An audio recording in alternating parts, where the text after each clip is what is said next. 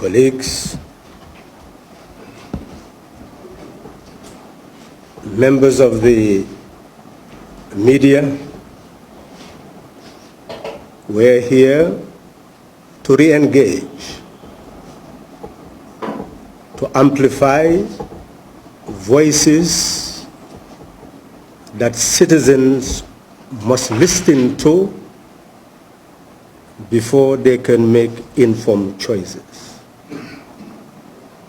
Democracy is about information. Without it, there can be no decision making. Many people claim that DOI has an ideology and they attribute that ideology to many countries in the world. And they attribute success or failure to DOI based on their notions. We met in Basse to begin a new journey, a journey that started many decades ago, but fundamentally with one objective: eradicating poverty, tyranny, and degradation in our homeland. And we made mutual commitment that unless that poverty is eradicated, that degradation, that tyranny, no matter how many seats we occupy in the National Assembly or even the highest office in the land, we would have failed in our quest. Those who continue to claim that the journey taking this long is not worth taking would definitely have to reconsider their view. If they do accept that poverty still remains, degradation still remains, lack of ownership of power still remains, then we will conclude that we are yet to reach our destination. And that is why we are before you today. Ideology, study of ideas, is not what anybody who truly understands the science of society would attribute to this or that group. Society embodies facts. Facts we have to study scientifically to understand before we can map out which direction society should take to be able to eradicate the poverty, degradation, and tyranny we sought to combat. You will hear people saying that Gambia is a private sector-led country. What are the facts? And this is what DOI is all about. It speaks the language of facts. If you do your inquiry, like DOI has, they will tell you your banking system, the net foreign assets of the banking system is about 9 billion. The domestic, about 22 billion. How much is going to the private sector? 28%. So where is the private sector that should generate employment for the youth to have employment? It does not exist. DOI did not emerge to fight a private sector. DOI emerged to eradicate poverty. And that is why we had to develop policies capable of addressing poverty. Today, we are convinced that the ideas we have is what constitute the system change that will change the trajectory in this country. And that is why we are here to share those ideas. We are convinced that an economy which depends entirely on importing everything that we are consuming, and look at the basis of the importation of rice alone, and you will see exactly what we are talking about. You look at what we are producing in terms of rice. 67,000 tons of rice is what we are producing, when we need, as we are importing, 200,000 tons. Currently, the bill on rice alone is over 2 billion. And we are capable of producing rice. It means that if we produce, the rice that we are importing will be putting 2 billion annually in the hands of our producers. This is the fact. But how do we enhance that production? That is the fundamental question of system. Some people are telling us that in other countries like the United States, few farmers are capable of producing all that the country needs in terms of wheat and grain. That is true. But if few farmers own all those plantations, where will the rest of society go? Can Gambia emulate that? That's the fundamental question. Could we allow just few people using tractors, machinery of the highest type, to own the rest of the land in order to produce the over 200,000 tons that currently we need? Over 140,000 tons that we end up importing. If we do that, where will the rest of the farmers go if we agree that over 70% of the population depends still on rural agriculture? That is the challenge. Do we give the land only to a few and they engage in large-scale production? Or do we have a system that will enable those farmers to continue to own their land and still enhance production? That is the question DOI had to confront. And our answer is, we will ensure that those farmers retain their family farms and are still given the capacity to produce what is necessary for us to consume, so that the 2 billion will be in their hands. That is what DOI policy is all about. How is that going to take place? That is the fundamental question. Bank, 9 billion, 22 billion in assets.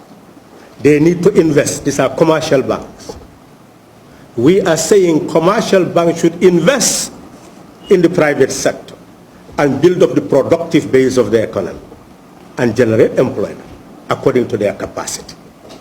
But because their production is unpredictable, because you cannot force banks to invest where they will not gain profit, you will not be able to plan any economy based on those banks. That is why we are convinced that a state which this year had a budget of 28 billion in 1 year must begin to be a productive state. And that productive state must ensure that those farmers will have the resources they need to be able to produce on a large scale. We are saying, therefore, that there must be state-owned enterprises, and some of the people talk about Singapore. Go and read what is happening, what has happened in Singapore. Within 20 years after 1965, Singapore had a state sector with state-owned enterprises that facilitated the development of that country. We are saying that we need a cooperative bank where foreign banks may do whatever they want to do in terms of investments or foreign investors, but we must have a productive state with a cooperative bank where sovereign national wealth will be invested so that they will be able to give the fertilizer, the seed, the farming implement that the family farms need to cultivate the rice, the coos, whatever grain they need in order to be able to produce what we need. So in that respect, our country will begin to eradicate poverty. And the rural economy will be a cooperative economy, meaning that each village will have a consolidated fund for the village, just like the district, just like the region, just like the nation. And into that consolidated fund will be paid taxes from the village, but also with a developed productive base. Those people who are in that particular village will be able to contribute quotas for development. Development such as providing milling machines, providing certain simple implements, labor-saving devices that will prevent our people from continuing the type of drudgery that exists in all parts of our country, where you find women daily using 20 gallons to draw water 35 meters, 45 meters, more than that, daily from wells. How long will those people be able to survive? Such back-breaking task is what DOI aim to eradicate. So we are convinced that with that cooperative economy, that plan, you'll be able to ensure each year what could be done to improve roads, hospitals, medicine, and all other things that may be needed. So in essence, what we are saying, what each village needs in terms of drugs will be calculated based on demand. What it needs in terms of water will be calculated. Everything that it needs in terms of services will be calculated. Then the village capacity will be examined. The district capacity will be examined. The national capacity will also contribute to district and village so that constantly the nation serves the villages and the villages will serve the people. This is what DOI calls socialism.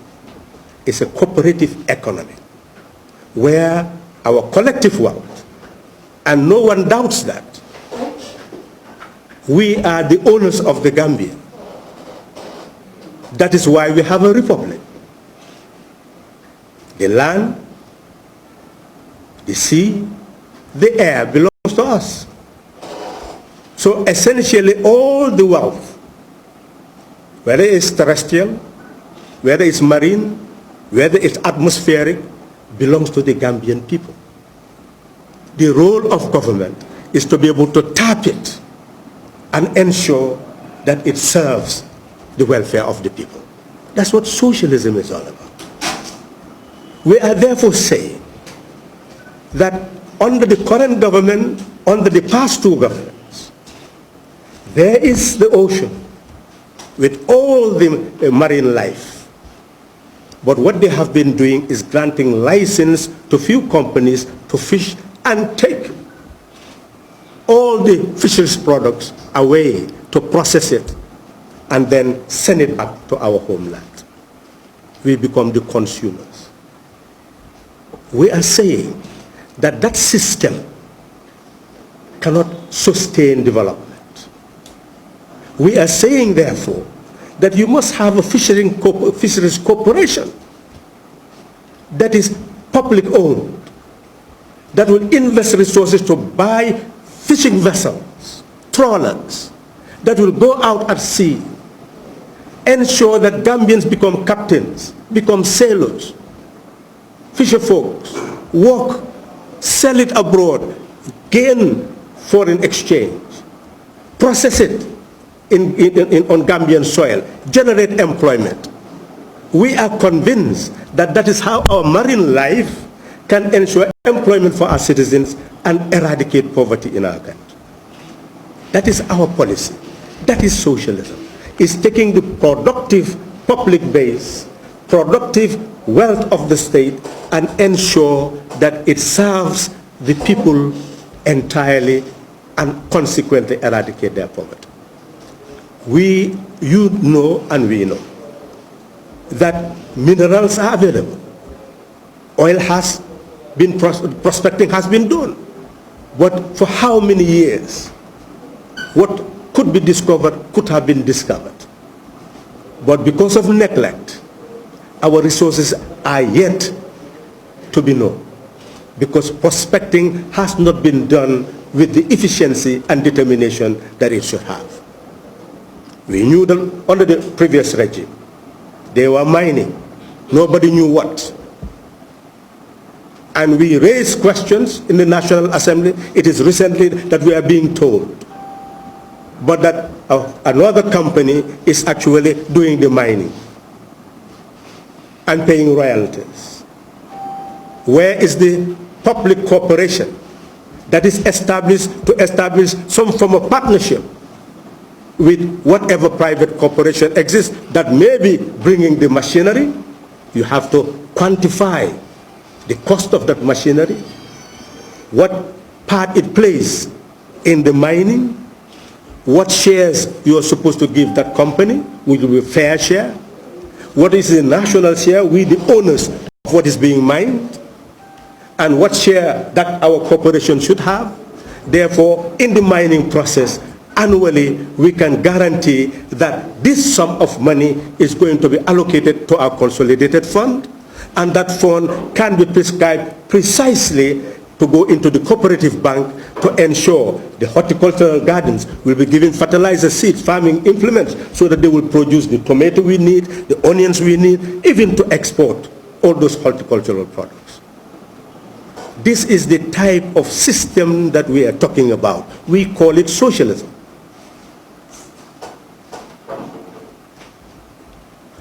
We are importing tomato paste when we can produce it. We are importing milk when we can produce it. We are importing onions when we can produce it. Most of the products we are importing, we can produce. We have fruits, but do not have the drinks. We still import those drinks. We are saying it is that processing of our raw materials that will ensure value added, and that will generate employment, and that will generate foreign exchange, that will ensure import substitution. What you are importing, instead you will be exporting. That will enhance the quality or the value of your currency. This is how a state should function. And this is what DOI intends to bring to the Gambia. And that is why we talk about system change, because what we are saying has not happened yesterday and it's not happening now. And we have not seen any political party that has articulated precisely what we are articulating. And that is why the agenda that we have is the agenda that we are promoting to be the agenda that can eradicate the poverty of our people and enhance our development. In this respect, we have made commitment to the villages. And those commitments, I do not need to repeat, because we will hand over the documents to you for sharing. And we will be using these documents everywhere so that people will know exactly what we are promising the Gambian people. And through your questions, we'll also be able to answer, so that you know concretely what we are saying. We are ensuring that villages will no longer go through the drudgery of using what has always been used, pestles, in order to get what is flour. We'll ensure that all the villages will have labor-saving devices to eradicate the suffering of our people.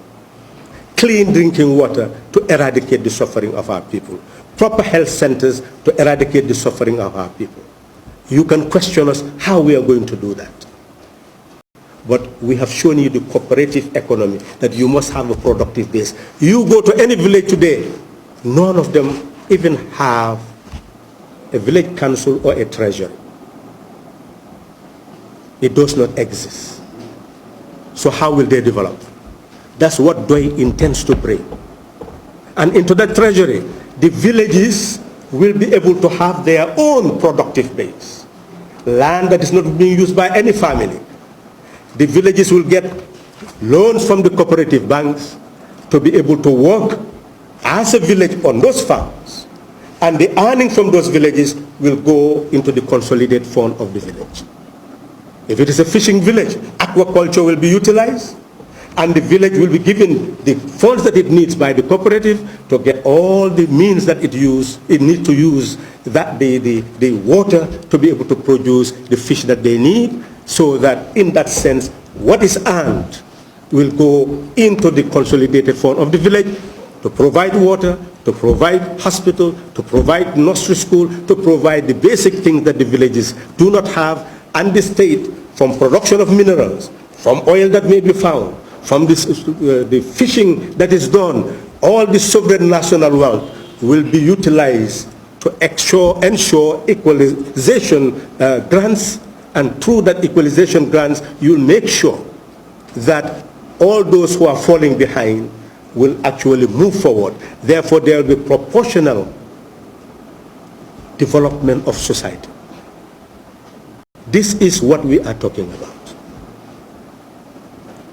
Members of the press, we met in Basse to sum up DOI's experience since 31st July 1986.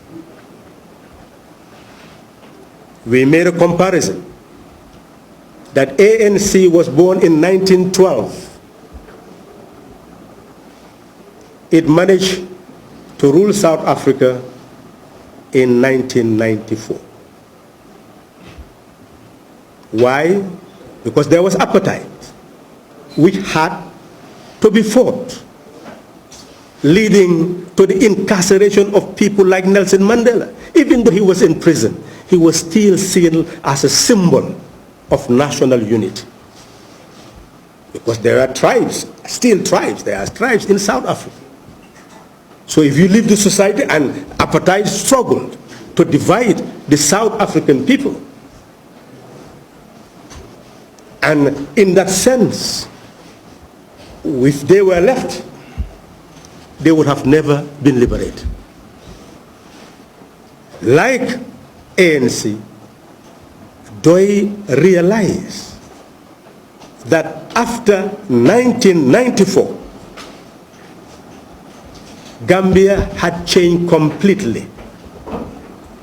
The parties that had emerged of the First Republic were mainly banned, and they had to move into coalition building in order to try to survive. Even though they established the UDP coalition, they could not succeed by 2001, and they started to disintegrate. And because of the disintegration of that coalition, all of us know about the NCP separation from the coalition in 2001, and eventually the same for PPP, for NAM. So it started, the coalition started to shatter.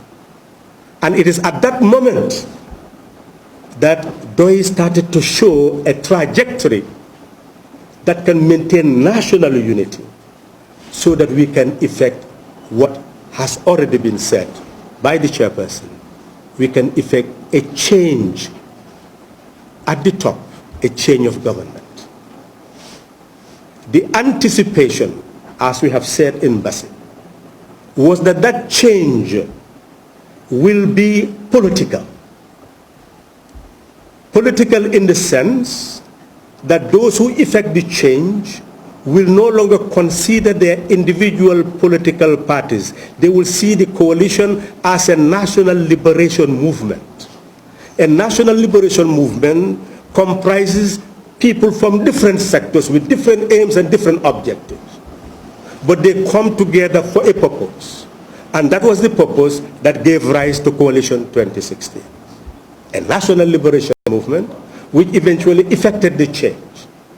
Following that change, we needed to build the national instruments and institutions.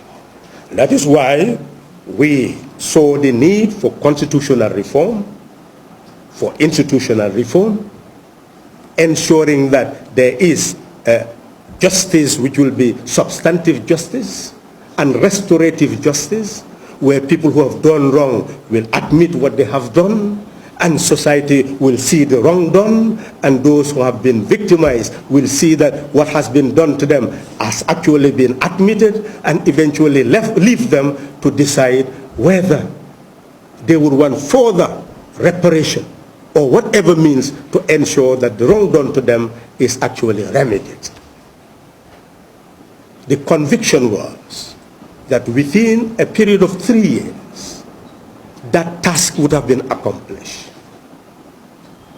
And the country will move to its first phase of democratic existence since it became a republic. It was our conviction that by all parties accepting to work together as a national liberation movement to build the instrument, institution, and normative practices of our country, that we will build a country fit for purpose. And the Gambian people will become a conscious people who can never again be subjected to inducement or intimidation. They will vote to select their leaders based on the policies and programs put before them. It was anticipated that those who combined to establish the coalition would work together to build that nation, and consequently can claim the victory of the period and will start on a level ground to seek the mandate of the people. We believe that that is the way we thought we could move to be able to consolidate democracy and give Gambia a new start. We've told the meeting in Basse that women would have made a new start, because the constitutional transformation, as we fully support, that you should have 50-50 in all institutions of representation. But to move toward that process, you start with the 30% equalization on the basis of gender through proportional representation, and then move gradually before even the end of one term to the 50% margin in the next following election. That is the conviction. We could have achieved that. It will be a program to discuss how to eradicate discrimination against women. We've told the Congress that today, you go into the countryside, you find women who have difficulty in delivery, dying because of lack of facilities. Could we say that women are treated equally in the country? You find this woman pounding. You find it drawing water, the drudgery. Could you say that those women are being given fair treatment? We see the suffering of our people, but we ignore it and use statistics to show that progress is being made. We must look at the poverty, over 48%, the poverty, in order to reflect on what to do. We cannot talk about development as long as that poverty exists. We cannot continue to measure development because an arch has been built, a bridge has been built. That is not the way to measure development. The way you measure development is eradicating the poverty of our people. Yes, all other infrastructural development is important. But the most important form of development is providing that social security to our people. That is why the women in Basse made a commitment that we will move to consolidate our institutions, the women movement, and build it into a movement for system change. So that the economic base will change, the social base will change, the civil base will change, the cultural base will change, the ecological base will change, international relation will change. That is what we talk about when we talk about system change. The same with the youth. We indicate that if you are under 18, you are considered a child. If you are above 18, you can get a voter's card at 18. But until you reach 21, you cannot stand for election. So we can talk to that youth to prepare for leadership. But you cannot say that the youth between 18 and 21 could be a councillor or could be a National Assembly member. One must help that youth to fully understand the role of the National Assembly, understand the role of the council, understand the role of the executive, the role of those who represent us, and prepare to learn, to gain leadership qualities in order to prepare oneself to assume responsibility of the state. Because all of us are sovereign, we all have a right to stand for election, have a right to vote. Some will become representatives, all will not become representatives, but they are the makers of representatives. So that is the lesson that should be taught in our school system. As the person assumes the right to vote, that person will know exactly how to vote. At the age of 21, if the person has the competence, seek the mandate to be a councillor, seek the mandate to be a National Assembly member. But under the current situation, unless you are 30 years, even if you are above 18 to 21, and from 21 you can be a National Assembly member, but up to 30 you cannot be a president. So even though the person can say, yes, I'm a youth, I can lead a society, but because of that age bracket, that person will not be able to be a president of a republic, which means that from 21 to 29, the person must work very hard to prepare oneself for leadership. So by 30, the person was fully prepared to handle any responsibility in society. Therefore, by that bracket, society, through our school systems, through political parties educating their membership, through citizens being educated, you come to a point where you continue to lower the age of those who are competent to be able to carry out any responsibility in life. We will say then, we told the youth, that at the age of 30, you have gone beyond the age of a youth. 18 below, children. 18 to 29, youth. 30, you are there to save society. It is your duty as a voter to save society. It's your duty as a leader to save society. Compete for it. So the dexterity of your mind, this dexterity of your principles, have the clarity, have the sincerity, develop the competence to win trust and take charge and lead. That is the message that Doi gave in Basse to the Doi youth and to the youth of the nation and the children of the nation. We left Basse fully prepared to prepare the party for system change and to prepare the country for system change. All the institutions of the party are now charged. The political bureau is charged. It has responsibility to provide the political literature that will help build citizenship education, membership education, leadership education. We have prepared the documents as a start, and we'll be producing the party magazine called Gonga, which is Truth, and all this information will be there embedded for general circulation, not only to the party membership, but anybody who is interested in gaining clarity as to how to change this country so that it serves the interests of the people. The Political Bureau will continue to build a library where people can come and seek information. It will conduct research continuously to give correct information to the population. The Information Bureau is building its base to serve as the organ that will be responsible for the actual production of Gonga and information dissemination.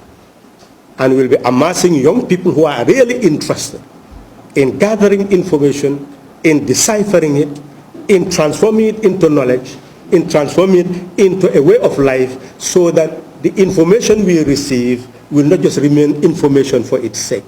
It will be digested information into knowledge that can guide practice so that we will change the destiny of the land. So that whole policy of IKC, information into knowledge, knowledge into culture, way of life, will be the principal directive policy of the Information Bureau. We have ensured that the Youth Bureau will be consolidated, activated, the same thing Women's Bureau, so Organizing Bureau, all the organs will give you the information, you will read it for yourself, you will have questions, and will be able to answer it at a subsequent press conference, so that constantly we feed you with what we are doing, and you can question everything that we promise to see whether what we are saying is actually the thing that goes with our practice. We are therefore ready as a party to start the new journey towards system change. Our institutions are to operate immediately. A registration of all youth in the party will be consolidated, and all new members who may wish to join the party. The same thing with the Women's Bureau. All the institutions are now charged. Their committees are set up in all the regions. They'll be working with those committees, and the bureaus in all the regions will be open with their coordinators, so that the groundwork at the village level will continue to be enhanced. And we are convinced that as partners in the development process, our colleagues in the opposition, our colleagues who are also, I call them opposition at the moment, because you can see the trend in all the parties now. Each is preparing itself for one way or the other. None is classifying itself as a ruling party. So let's see that then all these parties, one way or the other, is moving towards the direction of preparing for an alternative plan for the country. So we are calling on all those who have an alternative plan, and all those who want to be independent executives, because currently we have an independent executive that has actually expressed its interest in staying. So you can have independent executive. Whether independent executive or party representative, we are calling on all to be ready for a new Gambia.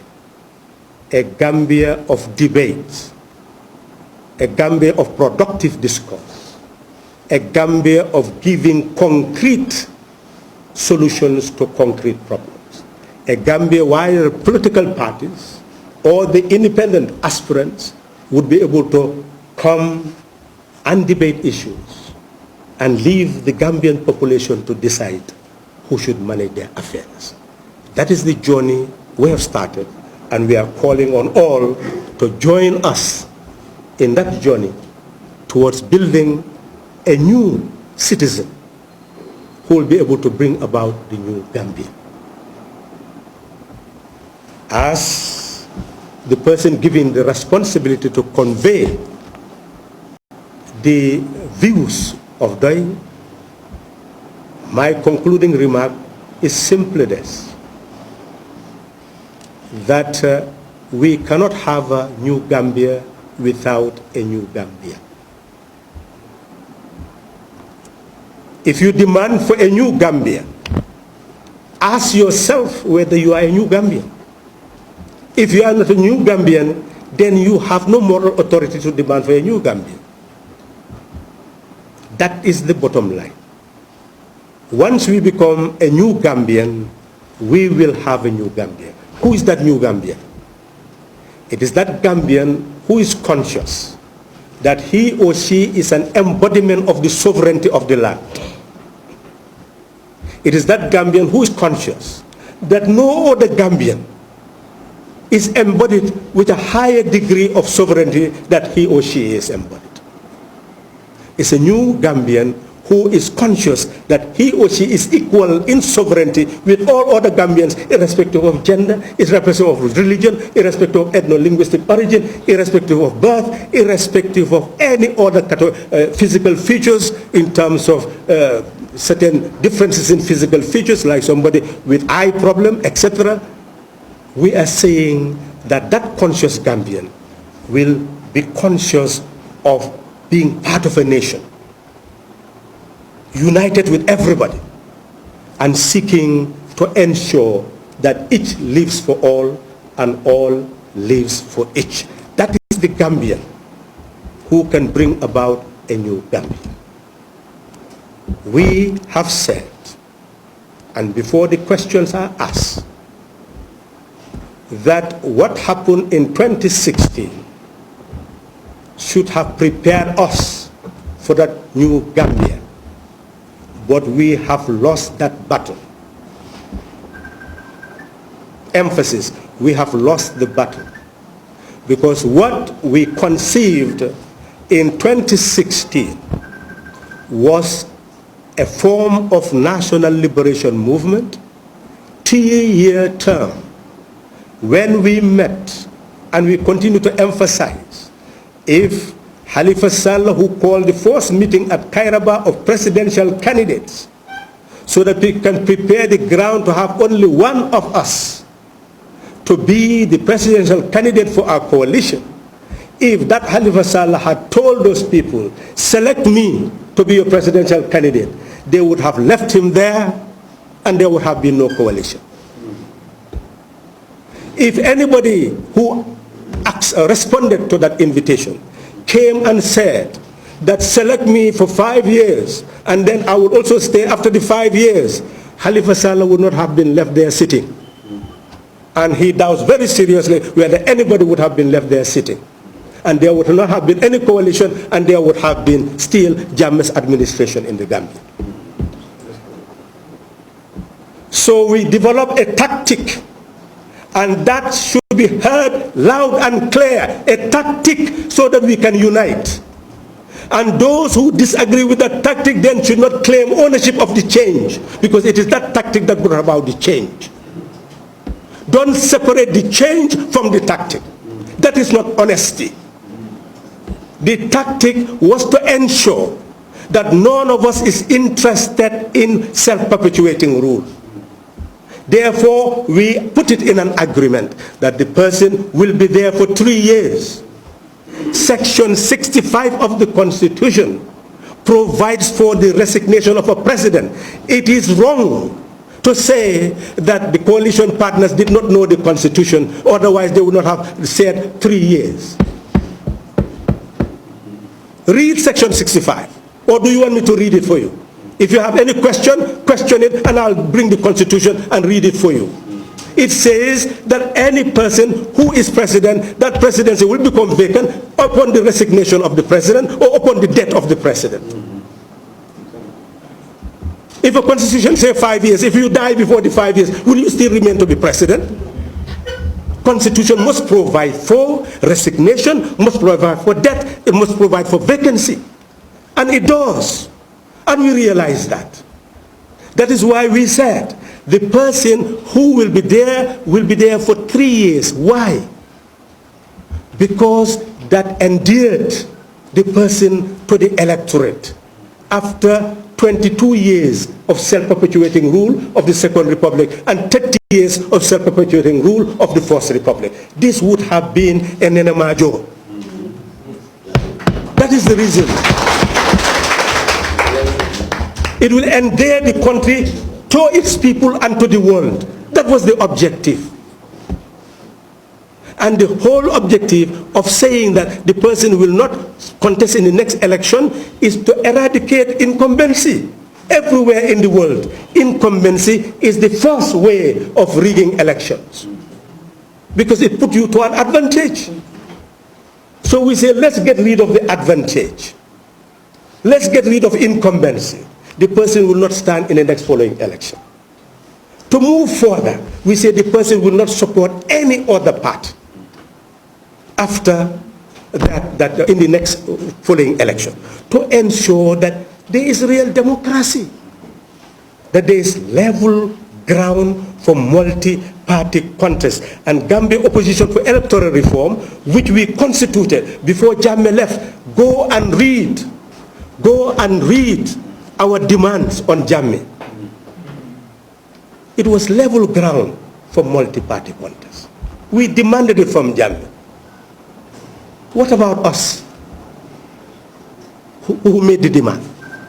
We also included that under the current constitution, if the office of president becomes vacant, the vice president will serve the rest of the term.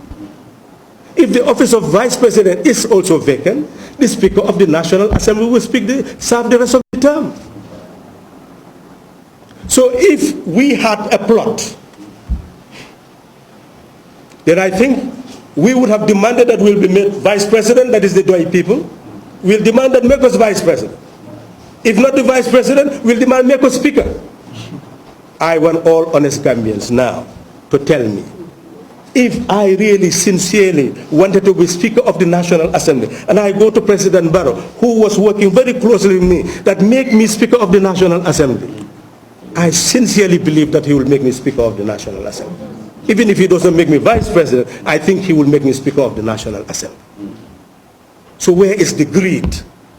Where is the hunger for power? Where is the hunger for position?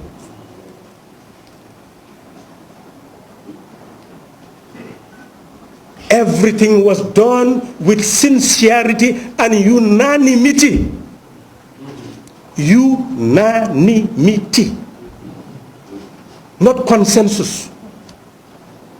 No dissent. My God. Where in the world have you ever seen that? That has never happened anywhere. That is why Gambia was endeared to the world. Gambia became an example of the world. So in essence, if now people are demanding from us that we should speak out, what do you want us to say? To speak with anger? When you, the people, who are now demanding that we should speak out, when the coalition was being dismantled, we said, let's work together in cabinet. Those can go to the National Assembly, all independent National Assembly members. Let's have an independent country. No party will emerge because we are on a level ground. After, let's all work together. But others said, no, they don't want parties to die. What did you say at that time? How did you vote? What was your position? Why didn't you claim at that time that this will dismantle the coalition, let's work together, this is what we voted for? Where? I dare not say where were you, otherwise you will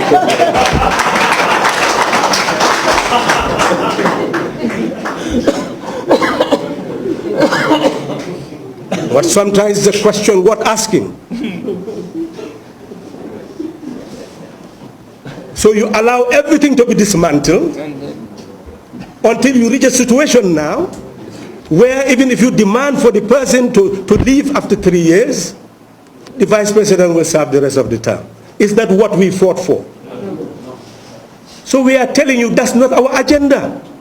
We cannot speak on that. What we can speak on is our agenda was for President Barrow to serve 3 years. We are still telling President Barrow that is what is best for you. But if that President Barrow says, I want to serve the 5-year term of the Constitution, what can we do about that? So this is a moral issue, because constitutionally the provision is there to be 5 years, the provision is there to resign before 5 years. That's why we said the choice is his, not us.